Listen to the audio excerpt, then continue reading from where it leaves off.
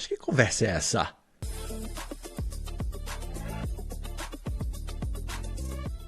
Parece que aquela premissa de confiar, sempre desconfiando e ficar com o pé atrás com algumas propostas foi aprendido muito bem pela nossa querida distribuidora de filmes, a Paris Filmes, com os seus 66 anos de existência, já não vai cair em qualquer coisa, né? Mais ou menos, mais ou menos, mais ou menos. O filme Dark Horse, com tradução literal aqui do canal de O Pangaré Preto, recebe uma má notícia sobre a sua possível distribuição nos cinemas nacionais. O filme estrelado por Jim Caviezel, aí que está em meio de um grande escândalo com o Banco Master, ano eleitoral, e tem muitas coisas que podem trazer muito, mas muito problema se esse filme for exibido nos cinemas, principalmente antes das eleições brasileiras. Mas a notícia que saiu hoje é que a distribuidora de filmes, a Paris Filmes, foi procurada pelos produtores da Dark Horse, cinebiografia do ex-presidente Jair Bolsonaro, nosso queridíssimo amigão do peito, tá quase morto, mas passa bem. Estrelada por Jim Caviezel, mas rejeitou a proposta de levar o filme aos cinemas. Por que será? Até o momento, o filme tem intenção de chegar ao circuito comercial ainda em 2026 e busca parceria para tal. Se vai conseguir? Aí nós temos também o comunicado da Paris Filmes, que disse ser frequentemente procurado por produtoras nacionais e estrangeiras que buscam avaliação de oportunidade de distribuição de diversos projetos. Então isso já é comum, né? Quando produtores procuram a Paris Filmes para realizar esse tipo de distribuição no cinema nacional, que ela está evitando para o nosso querido filme do nosso querido Pangaré Preto aí, que não vai rolar, parece. Então a Paris Filmes deu uma declaração, abre aspas aqui para Paris Filmes, né? Nesse contexto, a empresa foi contatada há um tempo para avaliar eventual interesse comercial da distribuição do filme Dark Horse. Após análise interna, a Paris Filme decidiu não avançar com a distribuição do longa. Com essa avaliação interna, as matérias que saíram recentemente nos portais de notícias sobre um tal de Vorkaro, o Banco Master, né? Essas coisas pequenas assim que não vão levar em nada, mas devido a essas situações a gente decidiu não levar para frente. A distribuidora esclarece que não há negociação em curso, compromisso firmado ou contrato de distribuição relacionado ao filme. Conclui o texto. Não vai ter, então vai ter que correr por outro lado, não mais pela Paris Filmes. E a Paris Filmes, os portais de notícias relembram, né, que no passado a Paris Filmes distribuiu outros filmes abraçados pela direita. Então não é aquela perseguição política que alguns podem dizer que Paris Filmes é de esquerda, o PT é dono da Paris Filmes, que deve rolar. 3 dias depois...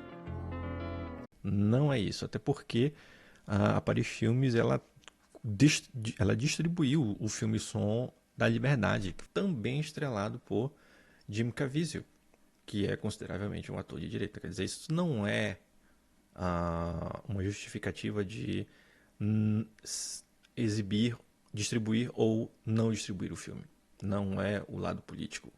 Até porque a Paris Filmes não trabalha com isso, senão ela não teria uma arrecadação muito boa, porque ela ia restringir os outros filmes de um espectro político todo. Isso não faz sentido. Né? A Paris Filmes ela tem que distribuir os filmes para poder ganhar dinheiro. Tá simplesmente se resguardando, vamos dizer assim, né? Pelas notícias que vêm. Se a Paris Filmes é enrolada com um tipo de falcatrua, alguma coisa assim, que eu não estou dizendo isso, mas que pode ser, não sei, mas ela não vai também escancarar as portas e dizer, eu sou envolvido com falcatrua, né? Pegando esse filme onde está mais lambuzado do que pau de galinheiro. Então é melhor deixar para lá. Não vão pegar essa bucha e deixa os caras se ferrarem para lá. É mais ou menos isso. se pra aí, velho. Não quero saber. Tomar no c... Vez do Dark Horse, que é o nosso pangaré preto aqui, no entanto, encara resistência dentro do mercado nacional em meio ao ano eleitoral. Né? Então a gente tem uma situação um pouquinho delicada, que nós estamos em ano eleitoral no Brasil. Esse filme saindo um pouquinho antes das eleições, ele pode configurar propaganda eleitoral e isso não seria muito justo, mas também usando o Dark Horse no período antes das eleições, isso também pode ferrar com o próprio lado da direita, né? Que é o Flávio Bolsonaro, que está sendo candidato à presidência da República pela direita. Porque devido aos escândalos que aconteceram, ele pode emergir com essa lembrança, né, de toda essa lambança que foi feita em torno desse filme e pode prejudicar a campanha do Flávio Bolsonaro, que eu espero que prejudique. Ninguém gosta de mim! Além de ser ano eleitoral, e o escândalo em torno do banqueiro Daniel Vorcaro, né, que a gente sabe que o cara foi lá, chamou o cara de parça, pediu uma grana para comprar um cigarro e também para fazer um filme. Foram pelo menos aí 12 milhões de dólares, cerca de 62,72 milhões de reais. Então é muita grana para um filme que conta a história de uma pessoa não extraordinária. Ele não é um ET, ele não tem poderes especiais, mas com 62,72 milhões, dizem que aparece uma xamã durante uma visão do Bolsonaro. Com 62 milhões de reais, eu quero que a xamã apareça com fogo nos olhos e soltando fumaça do cu, né? Porque, pô, tem que ter efeito especial nessa merda. O filme é muito caro, não é para contar a história de uma pessoa que nem eu e que nem você, né? Só porque ele foi presidente da República, ele é mais especial e ele é intergalaticamente poderoso, sei lá. Foda-se. Eu tô passada, chocada. Então a gente tem aí um pedido de investigação na produção desse filme, protocolado em junho pelo PT, que pediu ao Supremo Tribunal Federal que investigue a produção do filme. Né? Em nota, o partido justificou uma obra, abre aspas aqui para o Partido dos Trabalhadores, uma obra lançada no auge do processo eleitoral, dedicada a exaltar Jair Bolsonaro e seu grupo político, não pode circular como se fosse apenas um entretenimento. Quando há suspeita de financiamento milionário, caixa 2, uso de recursos públicos e articulação internacional. Então tem muito mais coisa por trás e merece ser investigada sim, e que os culpados sejam presos sim. A gente já está com o Vorcaro, pai de Vorcaro, está faltando Flávio e companhia, e que os outros envolvidos também sejam presos, julgados e condenados. Essa matéria ela é bem interessante porque ela vem também com um fato interessante que aconteceu recente pela prisão de um ladrão que ele simplesmente foi roubar a casa de um cara qualquer. Somente o pai do Daniel Vorcaro. Polícia Federal acabou de ligar-me. Ou de ligar para mim. Não, mentira.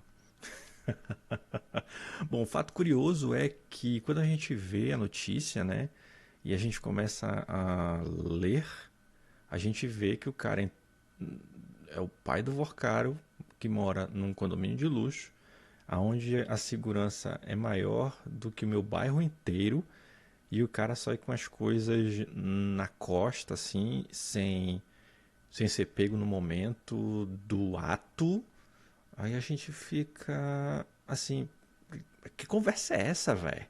Né? Então a gente vai vendo aqui na notícia que é interessante, porque por exemplo, esse portal aqui, veja tudo que se sabe sobre o furto milionário da casa do pai de Daniel Vorcaro, né?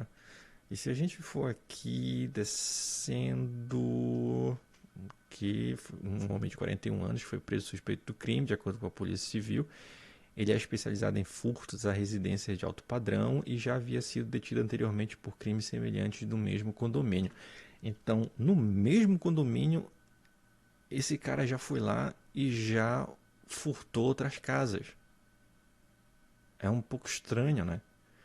E aí a gente vem com todo esse problema do Banco Master, e a gente estava falando aí do Pangaré Preto, e esse financiamento desse filme e tal. E a gente vê que depois de um tempo aparece um cara que ele vai naquela casa, vai roubar um bocado de coisa, e ninguém vai ver, só tempos depois. Isso é bem estranho, cara. Então, é bem complicado, né? Dentro do que... Aqui, vamos ver. O que foi levado da residência? Entre os bens furtados estão um relógio Richard Mille, avaliado em R$1 milhão. Quer dizer, Mille, eu só conhecia a Pizza Mille há muitos anos atrás, hoje ela nem existe, eu acho. Então, um relógio de R$1 milhão, 7 correntes de diamante, uma pulseira de diamante, um par de brincos de diamante e 3 anéis com brilhantes. O cara fez a festa. Ele entrou lá e pegou tudo de muito valor, né? Também foram levados um colar de ouro da marca Tiffany & Co. Aí vai ficar interessante, porque, ok, até aqui, beleza. Põe numa sacolinha, numa mochila, coloca na costa. Eu não estou ensinando ninguém a fazer isso. Não faça.